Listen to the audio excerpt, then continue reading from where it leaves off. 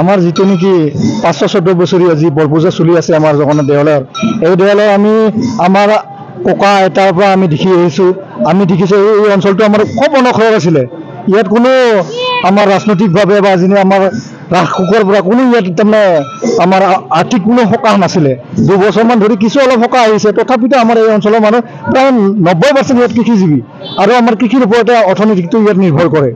আমি দেখি আহিছোঁ ইয়াত আমাৰ এনেকুৱা এটা পৰিৱেশ আছিলে। এতিয়া আজি এই আধুনিক যুগত কিছু অলপ দোকান পোহৰ আছিলে, আগত এনেকুৱা দোকান আছিলে যে কোনোবাই এনেকুৱা কৰে বস্তা লৈ ফেলে বা বস্তাখন পাতি ফেলে ইয়াতে কিছুমান আমাৰ যিটো নেকি শিমলু আলু বা আমাৰ কমলা ঘৰৰ পৰা যি উৎপাদন হয় উৎপাদনবিলাক ইয়াতে বিক্ৰী কৰিছিলে, আদান প্ৰদান হৈছিলে, একদম বিনিময় প্ৰথা নিচিনা ইয়াত এটা ব্যৱস্থা হৈছিলে। মই সৰুৰ পৰা দেখিছোঁ।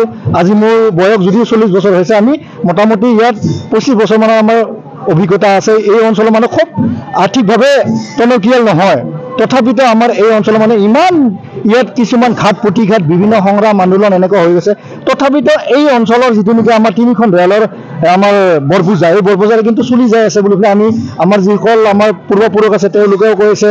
আৰু যি আমাৰ কৰোণা মহামাৰী, সেই সময়তো আমাৰ এই অঞ্চলৰ মানুহে নিজাকে যিখিনি দায়িত্ব পালন কৰি ইয়াত সুচাৰুৰূপে আমি ইয়াত পূজাখন চলাই যোৱা দেখিছোঁ। এই অঞ্চলৰ ৰাইজৰ যিটো নেকি সঁহাৰি, আমাৰ ইয়াত ৰাভা, বড়ো, শৰণীয়া, ইয়াত বিশেষকৈ অধ্যুষিত এৰিয়া, আমি একটা সমন্বয়েৰে বান্ধ খাই আছোঁ। ইয়াত সকলো ৰাইজৰ এটা যথেষ্ট জাতি, 3টা জাতিৰ মানুহ যদিও প্ৰধানকৈ আছোঁ, আমাৰ এটা সমন্বয় আছে।